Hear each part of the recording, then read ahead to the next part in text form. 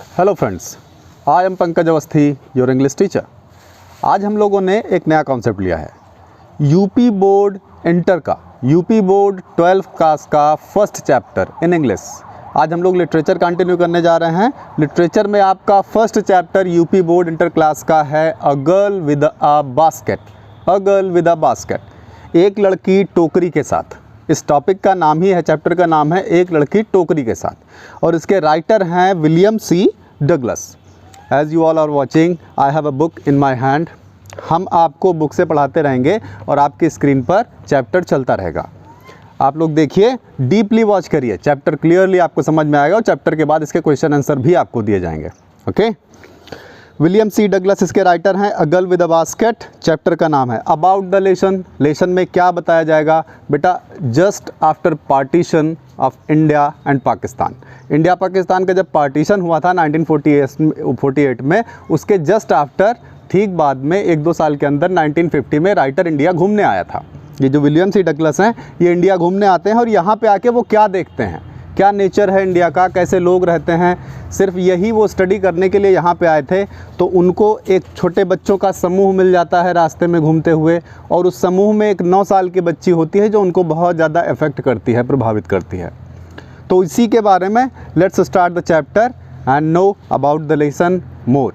Okay, about the lesson start करते हैं सबसे पहले, उसके बाद चैप्टर स्टार्ट करेंगे। The author was going to Bareilly. सबसे पहले होता है the author was going to Bareilly. Writer जो है, लेखक जो है, वो बरेली जा रहा है। He got down at one station. He got down at one station, वो एक स्टेशन पर उतर जाता है। A group of refugee children gathered around him. एक शरणार्थी बच्चियों का समूह। रिफ्यूजी चिल्ड्रन का मतलब होगा शरणार्थी बच्चे। शरणार्थी बच्चे कौन हैं? जो लोग पाकिस्तान से इंडिया आए हैं पार्टीशन के दौरान, तो वहाँ पे उन लोगों के जो बच्चे थे, उन बच्चों को कहा गया रिफ्यूजी चिल्ड्रन, क्योंकि उन लोगों को रिफ्यूजी कहा जाता है, शरणार्थी कहा जाता है। A group of the refugee children gathered around him. एक रिफ्यूजी चिल्ड्रन का, शरणार्थी बच्चों के समूह ने राइटर को चारों तरफ से घेर लिया, इकट्ठा हो गए उसके चारों तरफ। गैदर का मतलब इकट्ठा होना।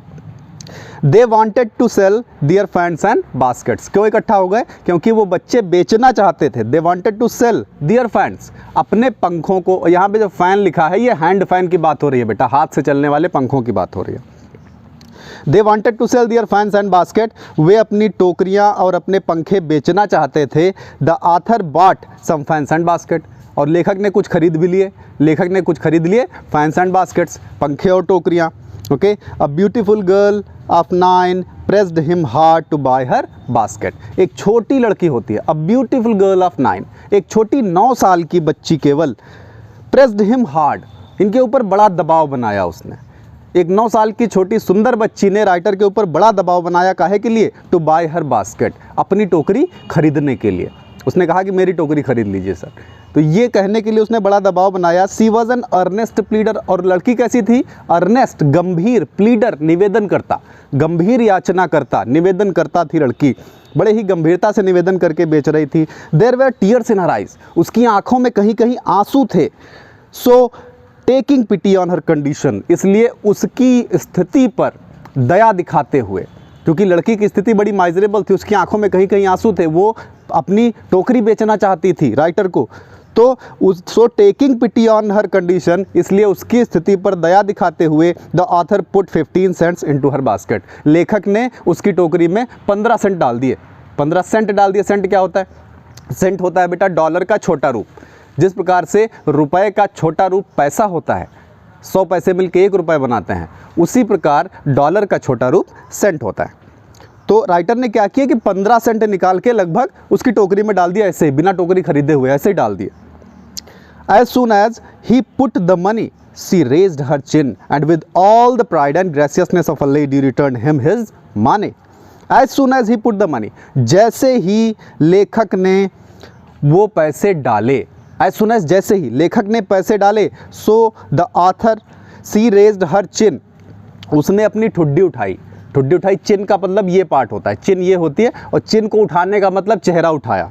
ही रेज्ड हर चिन, उसने अपना मुंह उठाया। विद ऑल द प्राइड, पूरी गंभीरता के साथ, पूरे गर्व के साथ। एंड ग्रेसियसनेस, ग्रेसियसनेस मीन्स होता है शालीनता या कृपा। तो पूरी शालीनता के साथ, पूरे गर्व के साथ अपना चेहरा उठाया ऑफ अ लेडी, एक महिला की तरह, रिटर्न्ड हिम हिज मनी, और उसका पैसा उसको वापस कर दिया। पैसे नहीं लिए, यूं ही बगैर टोकरी खरीदे लड़की ने पैसे नहीं लिए। So the author had no other choice, इसलिए लेखक के पास अब कोई विकल्प ही नहीं बचा था, except to buy her basket, उसकी टोकरी खरीदने के सिवाय। उस लड़की की टोकरी खरीदने के सिवाय लेखक के पास अब कोई और रास्ता नहीं बचा था। When he bought her basket, जब लेखक ने उसकी टोकरी खरीद ली, she wiped her tears of her eyes and smiled. She wiped tears of her eyes and smiled. तो उसने अपनी आंखों के आंसू पोंछे और मुस्कुराने लगी लड़की। जब लेखक ने टोकरी खरीद ली तो लड़की ने अपनी आंखों के आंसू पोंछे और मुस्कुराने लगी। The behaviour of a poor little girl indicated her spirit. The behaviour, उसके व्यवहार ने, of a poor little girl, बेचारी छोटी सी लड़की, बेचारी छोटी सी लड़की के व्यवहार ने इंडिकेटेड हर स्पिरिट, उसके मन को सूचित किया, यानी उसके मन के भावों को सूचित किया, क्या वो फील कर रही थी, उसके व्यवहार से ये पता चला। It showed clearly that she hated to take anything free from anybody. It showed, इससे ये पता चला क्लियरली, स्पष्ट रूप से, कि she hated to take anything, वो कुछ भी लेने से घृणा करती थी। वो लड़की कुछ भी लेने से घृणा करती थी, फ्री में, मुफ्त में, बिना कीमत दिए, बिना कीमत के मुफ्त में वो लड़की कुछ भी लेने से घृणा करती थी। फ्रॉम एनीबडी, किसी से भी फ्री में कुछ भी नहीं लेती थी। She had pride of lively sense of decency and citizenship. She had pride, उस लड़की के अंदर गर्व की भावना थी। of lively sense of decency, शालीनता की जीवंत भावना। lively sense of decency का मतलब होगा शालीनता की जीवंत भावना, एंड सिटीजनशिप, और नागरिकता की भावना उस लड़की में थी। Thus the uneducated refugee girl, इस प्रकार से the uneducated, अशिक्षित, रिफ्यूजी गर्ल, वो शरणार्थी लड़की, वो अशिक्षित शरणार्थी लड़की of 9, सिर्फ 9 साल की, gave the author a glimpse, उसने लेखक को एक झलक दिखा दी। उस 9 साल की लड़की ने लेखक को एक झलक दिखा दी of the warm soul of India, Bharat की गर्मजोशी भरी आत्मा का, भारत की गर्मजोशी भरी आत्मा की एक झलक दिखा दी उस 9 साल की लड़की ने उस राइटर को, क्योंकि उसने मुफ्त में पैसे नहीं लिए। वो लड़की गरीब थी, भूखी थी, परेशान थी, लेकिन फिर भी उसने मुफ्त में राइटर से पैसे नहीं लिए। ओके, ये था अबाउट द लेसन। अब आपका चैप्टर स्टार्ट होता है। चैप्टर स्टार्ट होता है बेटा, I had left new Delhi for the Himalayas. यहाँ से राइटर कहता है कि I had left new Delhi, मैं नई दिल्ली से निकला, फॉर द हिमालयाज, हिमालय जाने के लिए। हिमालय को ऑलवेज हिमालयाज लिखा जाता है, क्योंकि हिमालय जो है छोटी छोटी पर्वत श्रृंखलाओं में बटा हुआ है, इसलिए हिमालय को हिमालयाज कहते हैं। राइटर कहता है मैं नई दिल्ली से हिमालय जाने के लिए निकला। I was going as far as Bareilly by train, और मैं बरेली तक ट्रेन से जा रहा था, मैं बरेली तक ट्रेन से जा रहा था। And then by car to Ranikhet, और उसके बाद मुझे कार से रानीखेत जाना था। मैं बरेली तक ट्रेन से जा रहा था और उसके बाद मुझे कार से रानीखेत जाना था। रानीखेत के बाद डैश लगा हुआ है, डैश का मतलब हुआ रानीखेत की बात की जाएगी आगे। रानीखेत क्या है? An old British army hill station, एक पुराना अंग्रेज़ों की सेना का ब्रिटिश आर्मी हिल स्टेशन, पहाड़ी पे स्थित एक अड्डा है, रुकने का, ठहरने का स्थान। हिल स्टेशन का मतलब पहाड़ी पे जो ठहरने का स्थान होता है उसको हिल स्टेशन बोलेंगे। An old British army hill station, एक पुराना अंग्रेज़ों की सेना का हिल स्टेशन है, located on a 6000 foot range, जो कि स्थित है, लोकेटेड है ऑन अ 6000 फुट की ऊंचाई पर। Opposite 120 mile stretch of snow capped Himalayas, और अपोजिट जिसके ठीक सामने, यानी रानीखेत के ठीक सामने 120 माइल स्ट्रेच, 120 मील में फैला हुआ 120 mile stretch of snow capped Himalayas, बर्फ से ढका हुआ हिमालय का क्षेत्र है। रानीखेत के ठीक सामने 120 मील में फैला हुआ हिमालय बर्फ से ढका हुआ है। द ट्रेन वॉज स्लो, और चूंकि पहाड़ी एरिया है इसलिए the train was slow, train जो थी वो धीमी धीमी चल रही थी।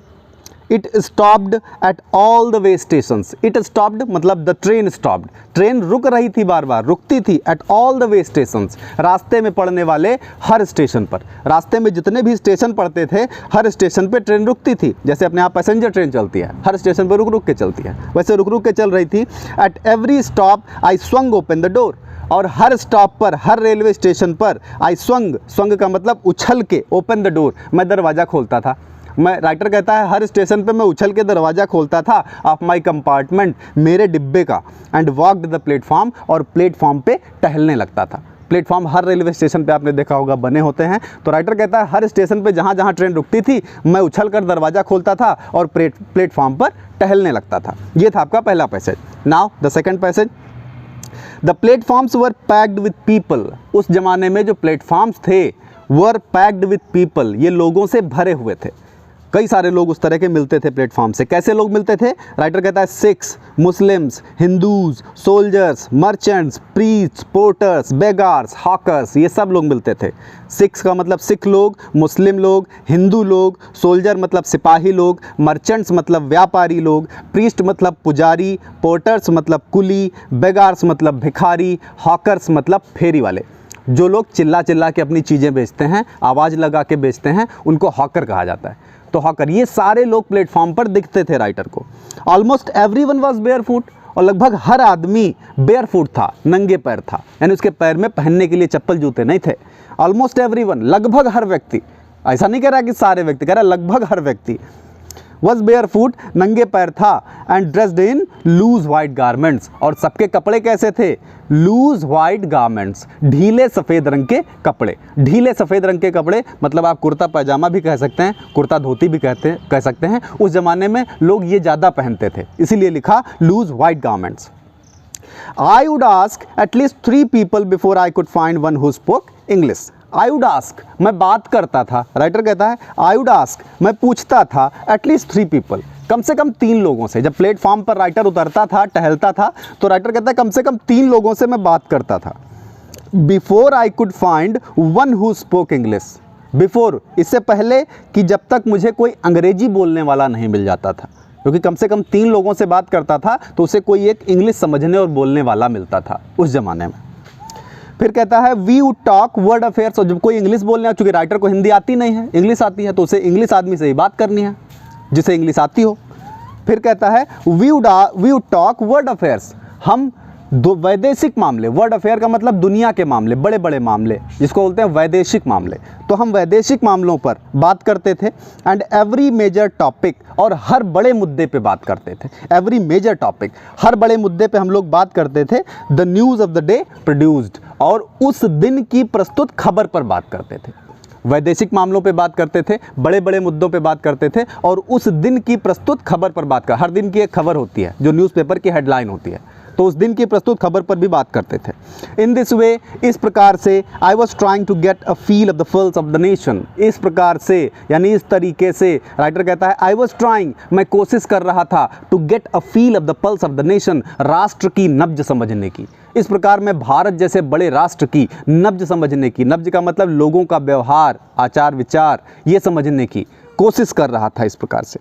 Checking opinion against official attitudes and reports, checking opinion, मैं लोगों के विचार चेक कर रहा था, विचार जान रहा था। Against official attitudes, official attitude का मतलब सरकारी कामकाज का तरीका, सरकारी कामकाज का तरीका, एंड रिपोर्ट्स, और खबरों का, सरकारी कामकाज के तरीकों पर और खबरों पर मैं लोगों के विचार जान रहा था, इस तरीके से पता कर रहा था। Okay, second paragraph final.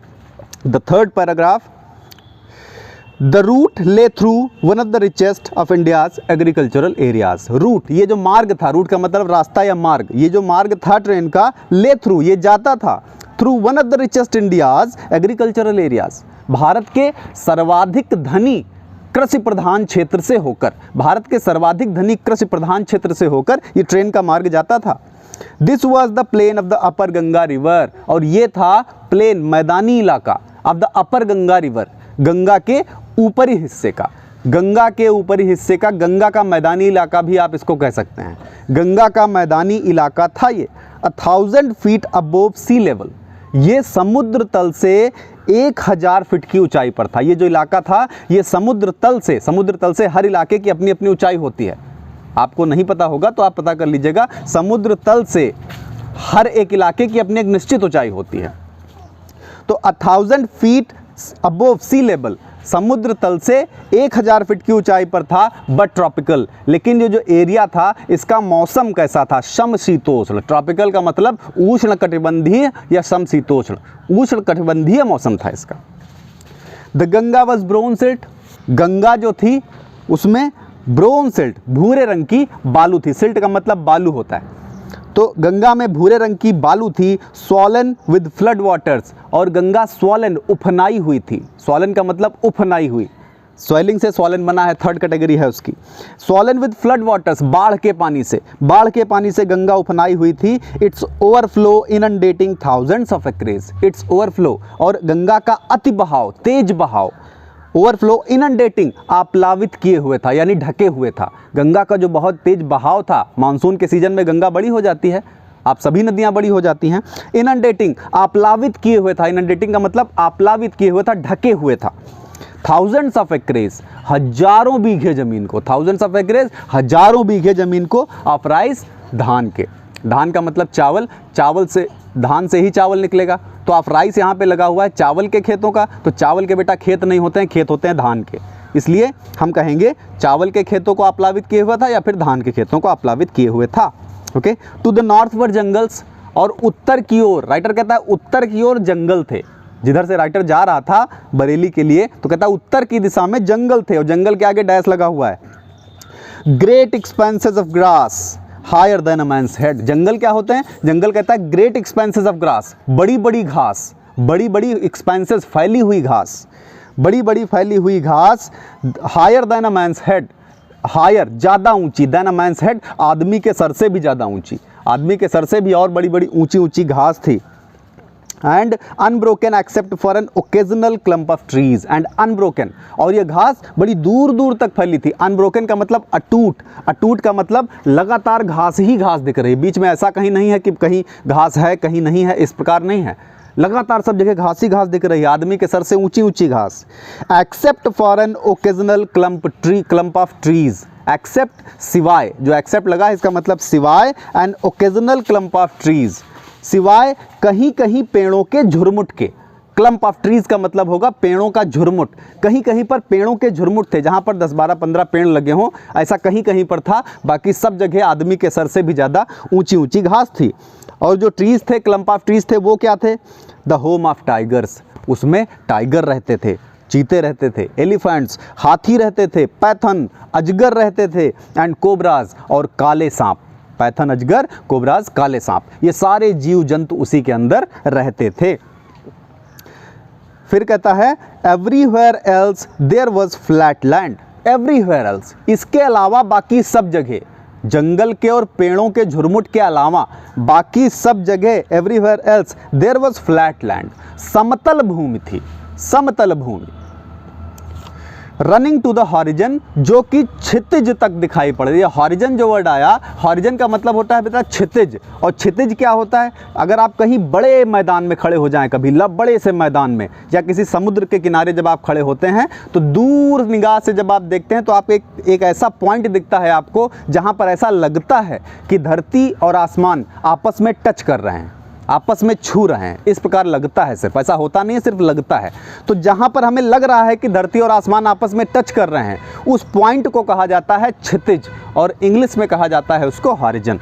तो राइटर का मतलब है दूर दूर तक समतल भूमि दिखाई पड़ रही थी, रनिंग टू द हॉरिजन, जो क्षितिज तक दिखाई पड़ रही थी, and dotted here and there by the sacred banyan trees, and dotted, dotted का मतलब बिंदुवार, कहीं कहीं पर, हेयर एंड देयर यहाँ वहाँ कहीं कहीं पर, bye the sacred banyan trees, पवित्र बरगद के पेड़ भी लगे हुए थे, यहाँ वहाँ कहीं कहीं पर पवित्र बरगद के पेड़ लगे हुए थे, and by the rose of पाकर ट्रीज, और कहीं कहीं एक लाइन से पाकर के पेड़ भी लगे हुए थे। पाकर पेड़ गांव में पाए जाते हैं, जो गांव के स्टूडेंट्स होंगे उनको पता होगा अच्छी तरह से, पाकर के पेड़ कहीं कहीं पर लाइन से लगे हुए थे।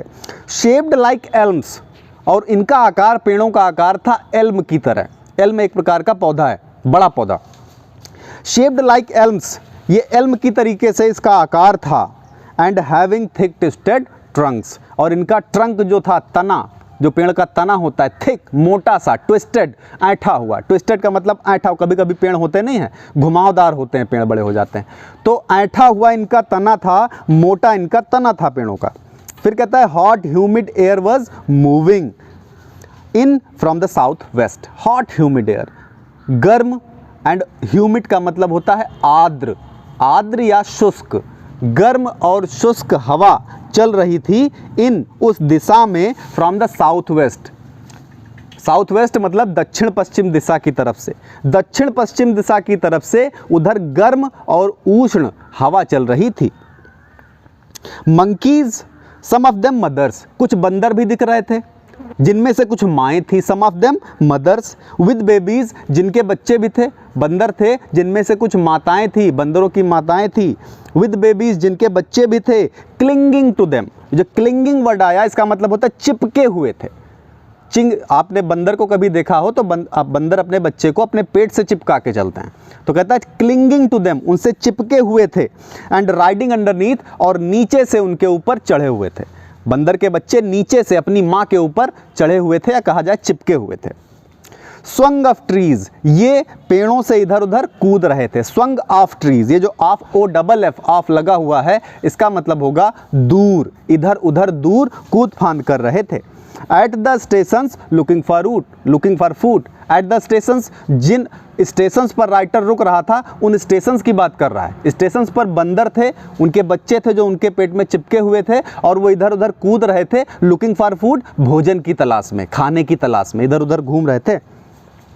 The village we passed had walls made of mud, गांव जिनसे होकर हम गुजरे, द विलेज वी पास्ड, गांव जिनसे होकर हम गुजरे, रेलवे ट्रैक के अगल बगल सब गांव होते हैं, तो राइटर को जितने गांव दिखाई पड़े, the village we passed had walls, उनकी दीवारें थी, मेड ऑफ मड, मिट्टी से बनी हुई। उस जमाने में दीवारें गांव में मिट्टी से बनती थी, तो मिट्टी से बनी हुई दीवारें थी। With water and cow dung, कहता दीवारें काहे से बनी थी, पानी से, मिट्टी से, and cow dung, cow dung का मतलब होता है गाय के गोबर से, उनके ऊपर गाय का गोबर लगा हुआ था। ऐसा गांवों में होता है, जो कच्चे मकान होते हैं, कच्ची दीवारें होती हैं, उनके ऊपर बाद में गोबर चढ़ा दिया जाता है, तो गाय के गोबर से बनी हुई थी, ऐसा राइटर कह रहा है, लिख रहा है इधर। डंग का मतलब गोबर होता है। दियर पीक्ड रूफ्स वर थैच्ड, दियर मतलब दीवालों का, पीक्ड रूफ्स दीवालों की छत का एरिया, ऊपरी हिस्सा, दीवालों का ऊपरी हिस्सा, पीक का मतलब होता है चोटी या ऊपरी हिस्सा, दीवालों का ऊपरी हिस्सा वर थैच्ड, छप्पर से ढका हुआ था। दीवार थी मिट्टी की, उसके ऊपर छप्पर रखे हुए थे, छप्पर से ढका हुआ था। थैच्ड का मतलब छप्पर से ढका हुआ था। और फिर छप्पर क्या है, थैच के बाद देखिए डैश लगा हुआ है, डैश का मतलब अब छप्पर के बारे में बताएगा, छप्पर क्या होते हैं। बंडल्स ऑफ ग्रास, छप्पर होते हैं घास के बंडल, घास के बंडल या बोझ बोलते हैं हिंदी में, घास के बोझ होते हैं, बंडल होते हैं। टाइड टू बैम्बू पोल्स, जो बंधे होते हैं, घास होती है जो बंधी होती है, to bamboo poles, bamboo poles का मतलब हो जाएगा बांस, बांस का जो पौधा होता है, बांस का तमाम सारे यूज़ होते हैं, कंस्ट्रक्शन वगैरह में यूज़ किया जाता है इसको, तो बांस से बंधी हुई घास के बोझ जो होते हैं उससे छप्पर बनता है। स्ट्रेच्ड अक्रॉस द रैफ्टर्स, स्ट्रेच्ड फैले हुए होते हैं, बांस के पोल्स फैले हुए होते हैं, अक्रॉस द रैफ्टर्स, अक्रॉस का मतलब संपूर्ण जगह पर, पूरी जगह पर, द रैफ्टर्स, रैफ्टर्स का मतलब होगा ढलावदार बांस के टुकड़े, इस प्रकार से रखे जाते हैं कि उसमें ढाल बनती है, उसको रैफ्टर बोलते हैं। ढलावदार बांस, इसके सभी संपूर्ण बांसों के ऊपर, सभी बांसों के ऊपर घास फैली हुई होती है और बंधी होती है, उसी को कहते हैं छप्पर। That day the pumpkin vines that grew over them, और उस दिन, जिस दिन की बात ये राइटर लिख रहा है, उस दिन पंपकिन वाइन्स, पंपकिन का मतलब होता है कद्दू, तो पंपकिन वाइन्स कद्दू की बेल, पंपकिन जो होती है, कद्दू जो होता है वो वाइन में होता है, बेल में होता है, उसका कोई पेड़ तो होता नहीं है, इसीलिए वाइन वर्ड यूज़ किया गया, वाइन का मतलब बेल, तो जो कद्दू की बेलें थी, दैट ग्रू ओवर देम, जो उनके ऊपर उगी हुई थी, किनके ऊपर, छप्परों के ऊपर। अभी इससे पहले छप्पर की तो बात हो रही थी, तो इससे पहले जो छप्पर की बात हो रही थी, छप्परों के ऊपर वो पंपकिन वाइन्स, कद्दू की बेलें उगी हुई थी, ग्रू उगी हुई थी। वर इन ब्लूम, और ये पूरी तरह से खिली हुई थी, उस दिन में जो कद्दू की बेल थी वो खिली हुई थी। खिली हुई कैसे, उसमें फूल आ गए थे, और कद्दू के फूल अगर आपने कभी भी देखा हो तो येलो कलर के होते हैं, इसीलिए वर इन ब्लूम, ये खिली हुई थी। ट्रेलिंग स्ट्रीक्स ऑफ येलो, और लटक रही थी पीले रंग में, स्ट्रीक्स ऑफ येलो, लटक रही थी पीले रंग की धारियों में, स्ट्रीक्स का मतलब धारियों में, लटक रही थी। Of yellow over the drab walls, खुरदरी दीवालों के ऊपर। ड्रैब का मतलब होगा खुरदरी, चूंकि मिट्टी की दीवारें खुरदरी होंगी, उनके दीवालों के ऊपर कद्दू की बेलें खिली हुई थी और पीले रंग में वो लटक रही थी। इस प्रकार से ये पैसेज फाइनल होता है। Next, at one station my routine of talking to people was interrupted. अब ये तो क्रम था राइटर का, ये अभी तक पिक्चराइज कर रहा था क्या क्या उसने देखा। फिर कह रहा है एट वन स्टेशन, एक स्टेशन पर, my routine of talking to the people, लोगों से बात करने का मेरा क्रम, चूंकि हर स्टेशन पे राइटर उतरता था, 3-4 लोगों से बात करता था, फिर उसे कोई इंग्लिश बोलने वाला मिलता था, फिर वो उससे दुनिया की बातें करता था। तो अब कहता है लोगों से बात करने का मेरा क्रम वाज इंटरप्टेड, बाधित हो गया, उसमें बाधा पहुंची। इंटरप्टेड का मतलब बाधित हो गया, लोगों से बात करने का मेरा क्रम बाधित हुआ। एज सून एज आई अलाइटेड, जैसे ही मैं उतरा। अलाइटेड का मतलब जैसे ही मैं उतरा, उतरा का मतलब ट्रेन से उतरा। अ ग्रुप ऑफ यंग चिल्ड्रन, एक छोटे बच्चों का समूह। अ ग्रुप ऑफ यंग चिल्ड्रन, एक छोटे बच्चों का समूह गैदर्ड अराउंड मी, उसने मुझे चारों तरफ से घेर लिया, यानी मेरे चारों तरफ इकट्ठा हो गया। एक छोटे बच्चों का समूह आया और मेरे चारों तरफ वो इकट्ठा हो गया। समूह में तमाम सारे बच्चे थे। फिर क्या हुआ, दे वर सेलिंग बास्केट्स। वो बच्चे क्यों आए थे, क्योंकि दे वर सेलिंग, वे बेच रहे थे। क्या बेच रहे थे, बास्केट्स, हैंड वूवन, हाथ से बुने हुए। बास्केट टोकरियां बेच रहे थे, कैसी टोकरियां, हैंड वूवन। हैंड वूवन का मतलब हाथ से बुनी हुई टोकरियां बेच रहे थे। रीड बास्केट, रीड बास्केट का मतलब होगा, रीड मीन्स होता है बेटा सरकंडा, सरकंडे से ही गांवों में बास्केट बनाई जाती है, टोकरियां बनाई जाती हैं। तो रीड बास्केट, सरकंडे से बनी हुई टोकरियां वो बेच रहे थे। With simple designs and patterns, जो साधारण आकृतियों वाले थे। जो टोकरी थी, बास्केट थी, वो साधारण आकार और आकृतियों वाली थी बहुत, क्योंकि हाथ से बुनी हुई है तो बहुत ज़्यादा डिज़ाइन उसके अंदर नहीं थी, साधारण सी थी।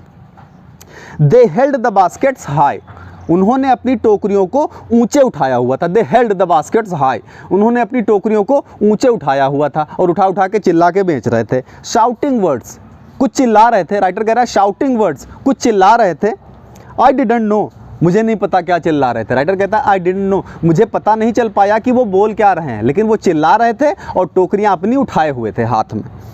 But conveying unmistakably their desire, but conveying, लेकिन वो मुझे सूचित कर रहे थे। जब टोकरियां उठा के कुछ चिल्ला रहे हैं, राइटर उनकी भाषा को नहीं समझ रहा है, लेकिन कह रहा है कन्वेइंग, वो मुझे सूचित कर रहे थे। अनमिस्टेकेबली, बिना किसी गलती के। अनमिस्टेकेबली का मतलब हो जाएगा बिना किसी गलती के, डियर डिज़ायर, अपनी इच्छा को। वे बच्चे मुझे अपनी इच्छा बिना किसी गलती के समझा पा रहे थे कि वो टोकरी बेचने आए हैं, ये बात मैं समझ गया था, जबकि उनकी बातों को मैं नहीं समझ पा रहा था, लेकिन मैं उनकी इच्छा को समझ गया था, ये राइटर कह रहे हैं। Okay, next passage. These were refugee children, ये जो बच्चे थे ये शरणार्थियों के बच्चे थे। शरणार्थी कौन है, अभी मैंने स्टार्टिंग में आपको बताया है, जो लोग पाकिस्तान से आए थे उनके जो बच्चे थे। यहाँ के मूल रेजिडेंट वो लोग नहीं थे, यहाँ के निवासी नहीं थे। पार्टीशन के टाइम में वो वहाँ से यहाँ पे आए थे, तो उनके पास ना तो खेत था, ना घर था, ना खाने के लिए कुछ था, ना बहुत बड़ा बैंक बैलेंस था। अपना वो स्ट्रगल कर रहे थे खाने पीने के लिए। तो दीज वर रिफ्यूजी चिल्ड्रन, वे शरणार्थियों के बच्चे थे। When partition between India and Pakistan was decreed, जब भारत और पाकिस्तान के बीच में बंटवारे की डिक्री हो गई। डिक्रीड का मतलब बंटवारा निश्चित हो गया, बंटवारा तय हो गया। जब भारत और पाकिस्तान के बीच में बंटवारा तय हो गया तो क्या हुआ, hundreds of thousands of people, तो हजारों सैकड़ों लोग, hundreds of thousands of people, तो हजारों सैकड़ों लोग, पुल्ड अप दियर रूट्स, उन्होंने पुल्ड अप दियर रूट्स एक इडियम की तरह यूज़ किया गया, एक इडियम की तरह यूज़ किया। पुल्ड अप दियर रूट्स का मतलब अपनी जड़ों से बाहर आए, जड़ों से बाहर आए का मतलब अपने मूल निवास को उन्होंने छोड़ दिया। तो हजारों सैकड़ों लोगों ने अपने मूल निवास को छोड़ दिया, और छोड़ने के बाद एंड चेंज्ड दियर रेजिडेंसेज, और अपने निवास स्थान को बदल लिया, यानी अपने घर को छोड़कर नई जगह पे चले आए। चेंज्ड दियर रेजिडेंसेज, अपने निवास को बदल लिया। 9 million people left Pakistan and came to India, 9 lakh लोग, 9 मिलियन पीपल, 9 लाख लोग लेफ्ट पाकिस्तान, ने पाकिस्तान छोड़ दिया, एंड केम टू इंडिया, और भारत आ गए।